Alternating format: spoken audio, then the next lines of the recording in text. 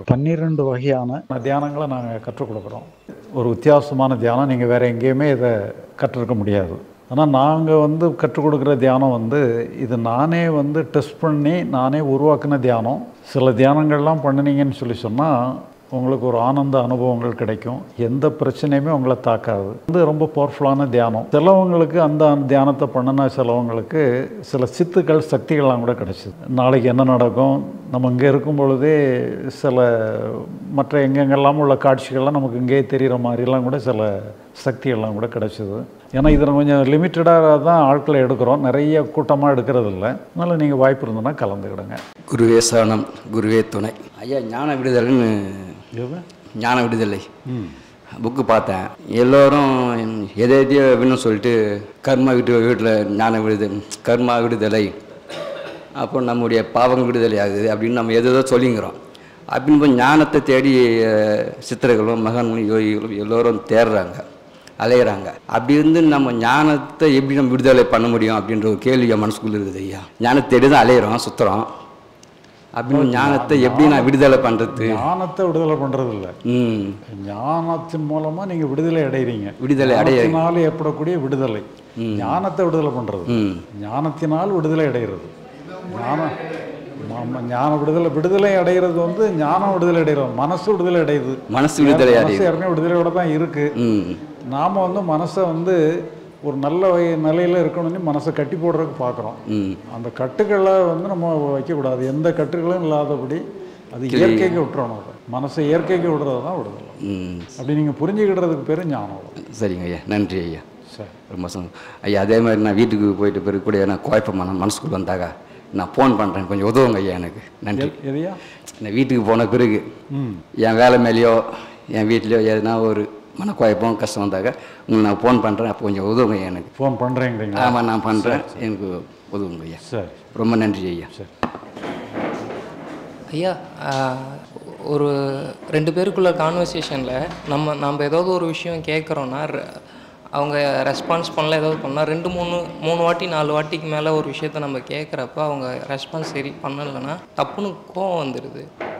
அதே மாதிரி அவங்க ஒரு 2-3 வாட்டி சொல்கிறப்ப நான் செய்கிறேன் பண்ணுறேன் அப்படி சொல்கிறேன்றப்போ நம்ம கொஞ்சம் வேறு ஒரு ஒர்க்கில் இருக்கோம், பண்ணிகிட்ருக்கோம், பண்ணுறோன்னு சொல்கிறப்போ அவங்க திரும்பியும் ரிப்பீட்டடாக அதை சொல்கிறப்பையும் ஒரு 4-5 வாட்டிக்கு மேலே சொன்னாங்க, திரும்பியும் ரொம்ப கோவம் வந்துடுது. அதுக்கப்புறம் அது ஸ்டார்ட் ஆகிடுது. அதுக்கப்புறம் அது ரொம்ப எக்ஸ்ட்ரீம் ஆகிறப்ப நம்ம கண்ட்ரோல் மீறி போயிடுது. அது என்ன பண்ணுறது? இல்லை, கோபம் வரலாங்கிறீங்களா வரக்கூடாதுங்கிறீங்களா? இல்லை, இப்போ அந்த கோவம் எக்ஸ்ட்ரீம் ஆகிடுச்சுன்னா நம்ம எதையாவது பொருளை உடச்சிட்றேன், கொஞ்சம் ஹார்ம்ஃபுல்லாகிடுது. ஸோ அது பாடியில் எனர்ஜி லெவலும் ரொம்ப அதிகமாக இருந்தாலும் நம்மளால் கண்ட்ரோல். ஓசிடி ப்ராப்ளம் இருக்கா? இல்லை, அதெல்லாம் எதுவும் இல்லை. அதாவது மொத்தத்தில் உங்களுடைய பிஹேவியர் உங்களுக்கே சரியில்லைங்கிற மாதிரி இருந்ததுன்னா அது அகமா புறமா? வெளியே தான். வெளியா புறமா? உங்கள் பிஹேவியர் சரியில்லைன்னா அது அகமா புறமா? இப்போ நம்ம அகம் புறம்னுட்டு பாடம் நடத்திருக்கோம் இல்லையா? நீங்கள் வெளியே செய்ய வேண்டிய வேலைகள் நிறையா இருக்குது, அந்த வேலைகள் எல்லாம் புறம். இப்போ உங்கள் பிஹேவியர்லாம் அகமா புறமா?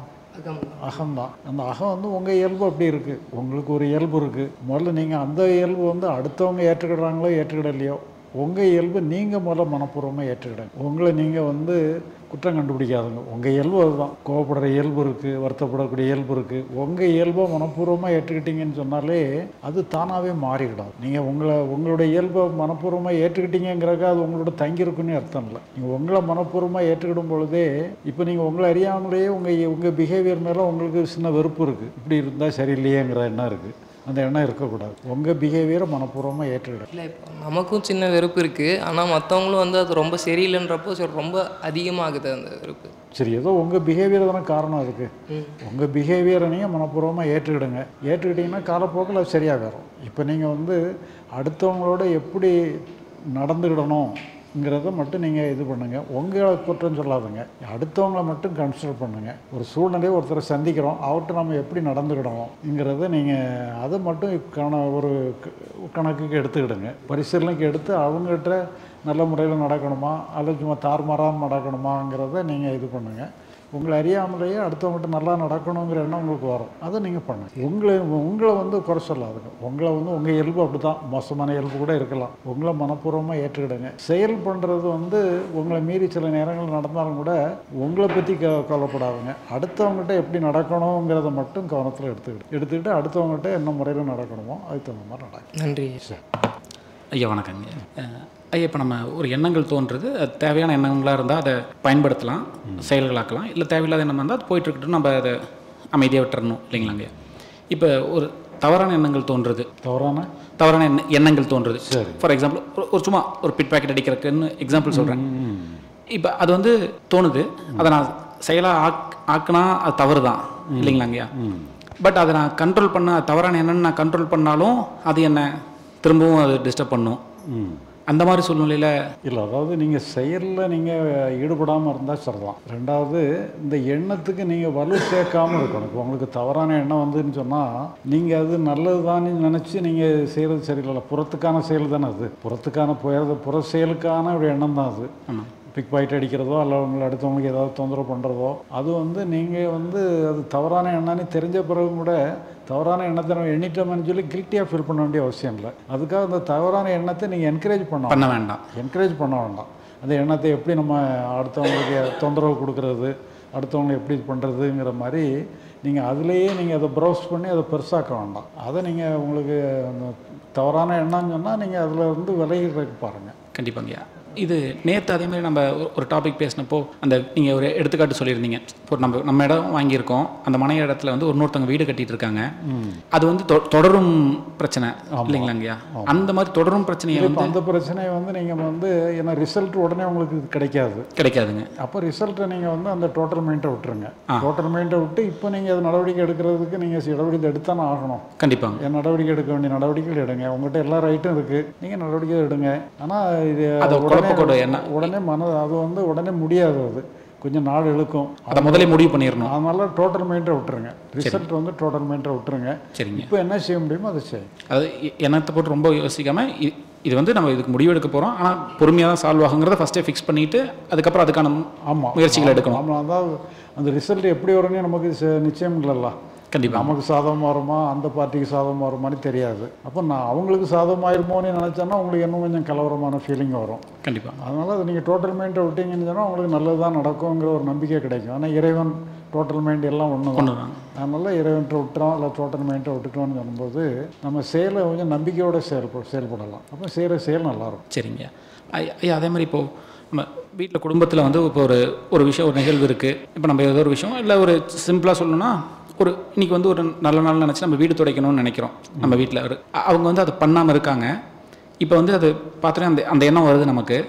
இந்த எண்ணத்தை வந்து வேண்டாம்னு நம்ம அனுப்பவும் முடியாது. அதை செயலாக செய்யணுங்கிற பட்சத்தில் அவங்கக்கிட்ட அதை நம்ம சொல்லலாம். ரொம்ப கோபமாக இதோ இல்லாமல் யதார்த்தமாக சொல்கிறோம். பட் எதிர்த்தரப்பிலிருந்து அவங்க அதை தவறாக போர்ட்ரேட் பண்ணி நம்மள்ட்ட திரும்ப அவங்க ரிவெஞ்ச் எடுத்து வேறு மாதிரி அதை போர்ட்ரேட் பண்ணி பேசும்போது அந்த எண்ணத்தை திரும்ப விட்டுருணுமாங்க, இல்லை திரும்பவும் அதை புரிய வைக்க தான் முயற்சி பண்ணுவாங்களா? அதில் வீட்டில் உள்ளவங்களோட அனுசரித்து போகும்பொழுது ஏன்னா ஒரு உரிமை, ரெண்டு பேருக்குமே உரிமை இருக்குது. அப்போ அதை வந்து நீங்கள் சாமர்த்தியமாக தான் நீங்கள் அதை ஹேண்டில் பண்ணணும். சரி. இப்போ அதை என்னன்னு சொன்னால், இப்போ உதாரணமாக இப்போ சமையலில் உப்பு அதிகமாக போட்டாங்கன்னு வச்சுக்கிடுங்க. கரெக்டு. இப்படி உப்பு போடலாமேன்னு சொன்னான்னா தப்பு அவங்க மேலே தான். இருந்தாலும் இப்படி உப்பு போடலாமான்னா அவங்களுக்கும் கோபம் வரும். கண்டிப்பாக. உப்பு சூப்பர்னு சொல்லுங்கள், அப்போ அவங்களுக்கே வெக்கமாயிரும். அது கண்டிப்பாக எப்படி இப்படி போடலான்னு சொல்லி இப்போ நீங்கள் துடைக்கணும்னுட்டு நினைக்கிறீங்க. இன்றைக்கி வீடெல்லாம் கமகமனே ஒரே மனமாக இருக்கேன்னு சொல்லுங்கள். புரியுதுங்க. என்ன துடைச்சியோ ரொம்ப கமகமனே மனமாக இருக்கேன்னு சொன்னீங்கன்னா சரி அவங்க துடைக்கிறதுக்கு விரும்பப்படுறாங்க போல நினச்சி அவங்களே துடைக்க ஆரம்பிச்சிருவாங்க. புரியுதுங்க. அது ஏதோ ஒரு வகையில் சாமர்த்தியமாக நீங்கள் நாசுக்கா ஃபீல் பண்ணணும். வாழைப்பழத்தில் ஊசி ஏற்றுற மாதிரி சொல்லிடுறோம். சரிங்க, நன்றிங்க. ஐயா வணக்கங்க. அப்புறம் தம்பி சொன்ன மாதிரி பார்த்தீங்கன்னா எங்கள் வீட்டில் நான் தான் வாசு தொலைக்கிற கோலம் போடுறேன். காலையில் 5 மணிக்கு எழுந்திரிச்சுங்க. இது ஒரு நகைச்சுவைக்காக சொன்னாங்க, உண்மை தான். சரி. அப்புறம் இன்னொன்று பார்த்தீங்கன்னா நீங்கள் சொல்லியிருந்தீங்க இந்த கடவுள் தான் மனிதனாக வாழ்ந்துட்டு இருக்கிறாப்புல, எல்லா உயிரினங்கள்லையும் அவரை தான் வாழ்ந்துட்டு இருக்காரு. இந்த சஞ்சீத கர்மாவிலிருந்து கொஞ்சம் எடுத்துட்டு இந்த பிராரப்த கர்மாவுக்கு பிறவி எடுத்து கடவுள் தான் வந்திருக்காரு. அவர் வந்திருக்கிற கடவுள் அவரோட உடம்பு அவரோட மனசு, அவரோட எண்ணங்கள் எல்லாமே அவர் தான் இருக்கும்போது இந்த இடத்துல நம்மளுக்கு வேலையே இல்லைங்களே. நம்ம சும்மா இருந்தால் போதும், அது பாட்டுக்கு ஆட்டோமேட்டிக்காக நடக்கும். எதுக்காக நம்ம மனசை குழப்பிக்கணும், வருத்தப்படணும்? சரி, இப்போ உங்களுக்கு கோலம் போடுற கஷ்டமாக இருக்கா? இல்லைங்க, சந்தோஷமாக தான் இருக்குது. சந்தோஷம், அவ்வளோதானே. சந்தோஷமாக செய்யுங்க, எல்லாத்தையுமே சந்தோஷமாக செய்யுங்க. சரி. ஒரு பிரச்சனை அகத்தை சார்ந்ததா புறத்தை சார்ந்ததா என்று புரிந்து கொண்டாலே போதுமா? அதுவே ஞானமா? அதாவது அகத்தை சார்ந்ததுன்னு தெரிஞ்சதுன்னு சொன்னால் அதில் நம்ம செய்கிறதுக்கு ஒன்றுமே இல்லை. ஆனால் அகம் சார்ந்ததுன்னு சொல்லி சொன்னால் நம்ம அதில் ஒன்றும் ஃபைட் பண்ண தேவையில்லை. ரெண்டாவது, ஒரு பிரச்சனையில் வந்து அகங்கிற ஒரு பகுதியும் இருக்கும், புறங்கிற பகுதியும் இருக்கும். புறத்தை நீங்கள் டீல் பண்ணணும், அகத்தை நீங்கள் டீல் பண்ண வேண்டிய அவசியம் இல்லை. அகத்தை அப்படியே அபாண்டன் பண்ண வேண்டியது. இப்போ நாங்கள் வழக்கமாக ஒரு உதாரணம் சொல்லுவோம். ஒரு ஆங்கில பேராசிரியர், அவருக்கு திடீர்னு சொல்லி மென்டல் டிஸார்டர் ஆயிடுது. அவர் என்ன பண்ணுறாரு, கண்டவங்களெல்லாம் பிடிச்சி அடிக்கிறாரு. அதனால் அவரை பிடிச்சி ஒரு ரூமில் போட்டு பூட்டி வச்சிடறோம். அவர் உள்ளே இருந்துகிட்டே கத்திக்கிட்டு இருக்காரு, நான் உள்ளே வாங்க, நான் கடவுளை காட்டுறேன், நீங்கள் வரலன்னா நான் வெளியே கதவை உடைச்சிட்டு வெளியே வந்து உங்களை எல்லாரும் அடித்து கொன்னுருவேன் நீ சொல்லி உள்ளே கத்திட்டே கிடக்கிறாரு. அவர் நம்ம நீ கத்திட்டு போனிட்டு விட்டுறோம், கதவெல்லாம் திறக்கிற மாதிரி இல்லை. அவர் சொல்கிறது அவர் என்னெல்லாமோ சொல்லிகிட்டு இருக்காரு, நம்ம கண்டுக்கிட்டதே இல்லை. இப்போ அதே நேரத்தில் நாம் நியூஸ் பேப்பர் வருது, இங்கிலீஷ் பேப்பர் படிச்சுக்கிட்டு இருக்கிறோம், ஒரு வேர்டுக்கு அர்த்தம் தெரில. அப்போ நீங்கள் கதவை லாக் பண்ணி அந்த வேர்டை சொல்லி ஐயா இதுக்கு என்ன அர்த்தம்னு சொன்னால் அவர் கிளியராக சொல்லிடுவார். அப்போ அவர் அதுக்கு பயன்படுத்திக்கலாம். மற்றபடி அதுவாக வந்து அகங்கிறது அப்படி தான் இருக்கும். தேவையில்லாதது தேவையானது எல்லாத்தையும் கொண்டு வந்துட்டுருக்கோம், அதெல்லாம் நம்ம கண்டுக்கிட வேண்டியதில்லை. புறத்துக்கு தேவையாக இருந்ததுன்னா அதை நம்ம எடுத்துக்கலாம். அதனால் அது அகங்கிற பகுதின்னு சொன்னால் இப்போ அவர் தாறுமாறாக கத்துறதெல்லாம் அகத்தை சார்ந்தது. அதுக்கெல்லாம் நம்ம ஆன்சர் பண்ணிக்கிட்டு நம்ம நீ இப்படியெல்லாம் பேசக்கூடாது அப்படியெல்லாம் பேசக்கூடாதுன்னு சொல்லி அவரை ரெகுலேட் பண்ண வேண்டிய அவசியம் இல்லை. ஆனால் அவர்கிட்டையும் தெரிய வேண்டிய விஷயம் நம்மகிட்ட இருக்குது, நமக்கு இருக்குது. ஏன்னா அவர் வந்து இங்கிலீஷ் ப்ரொஃபஸர், அவருக்கு எல்லா வார்த்தைக்கும் அர்த்தம் தெரியும். நமக்கு தெரியாத வார்த்தையை அவர்கிட்ட கேட்டு ரெஃபர் பண்ணிக்கலாம். அந்த மாதிரி சிலதுகளுக்கு அந்த நம்ம மனசு பயன்படுத்தி ஏதாவது வேலைகளை செஞ்சுக்கலாம். அதனால் மனசை நல்லா வச்சுக்கிடணுங்கிற கடமை நமக்கு கிடையாது, அது அப்படி தான் இருக்கும். அதனால் இது ஒரு பிரச்சனை வந்துன்னு சொன்னால் அகங்கிற பகுதியும் இருக்குது, புறங்கிற பகுதியும் இருக்குது. புறங்கிற பகுதியில் நம்ம செய்ய வேண்டிய வேலைகளை செய்யணும். இப்போ உதாரணமாக ஒருத்தர் உங்களுக்கு மேடையில் ஏறி பேசிய பழக்கம் இல்லை. இப்போ உங்களுக்கு வந்து என்ன சொன்னால் ஒரு டென்ஷனாக இருக்குது, ஒரு பயமாக இருக்குது. ஆனால் நீங்கள் பேச வேண்டியதை பேசணும். இப்போ உங்கள் கவனம் என்ன இருக்குன்னு சொன்னால் பேச வேண்டிய செயலில் தான் இருக்கணும் முடிய உங்கள் பதட்டத்து மேலே நீங்கள் பதட்டத்து இல்லாமல் இருக்கணும், கை கால் ஆட்டமே ஆடக்கூடாது நீட்டு சொல்லி அதில் உங்கள் கவனம் செலுத்த வேண்டிய அவசியம் இல்லை. அது எப்படி வேணாலும் இருந்துட்டு போட்டுன்னு விட்டுருங்க, செயலில் கவனத்தை செலுத்தும். 12 வகையான தியானங்களை நாங்கள் கற்றுக் கொடுக்குறோம். ஒரு வித்தியாசமான தியானம் நீங்கள் வேறு எங்கேயுமே இதை கற்றுருக்க முடியாது. ஆனால் நாங்கள் வந்து கற்றுக் கொடுக்குற தியானம் இது நானே டெஸ்ட் பண்ணி நானே உருவாக்கின தியானம். சில தியானங்கள்லாம் பண்ணினீங்கன்னு சொல்லி சொன்னால் உங்களுக்கு ஒரு ஆனந்த அனுபவங்கள் கிடைக்கும், எந்த பிரச்சனையுமே உங்களை தாக்காது. ரொம்ப பவர்ஃபுல்லான தியானம். சிலவங்களுக்கு அந்த தியானத்தை பண்ணின சிலவங்களுக்கு சில சித்துக்கள் சக்திகள்லாம் கூட கிடச்சிது. நாளைக்கு என்ன நடக்கும், நம்ம இங்கே இருக்கும் பொழுதே சில மற்ற எங்கெங்கெல்லாம் உள்ள காட்சிகள்லாம் நமக்கு இங்கேயே தெரிகிற மாதிரிலாம் கூட சில சக்திகள்லாம் கூட கிடச்சிது. ஏன்னா இதில் கொஞ்சம் லிமிட்டடாக தான் ஆட்களை எடுக்கிறோம், நிறைய கூட்டமாக எடுக்கிறது இல்லை. அதனால் நீங்கள் வாய்ப்பு இருந்ததுன்னா கலந்துக்கிடுங்க.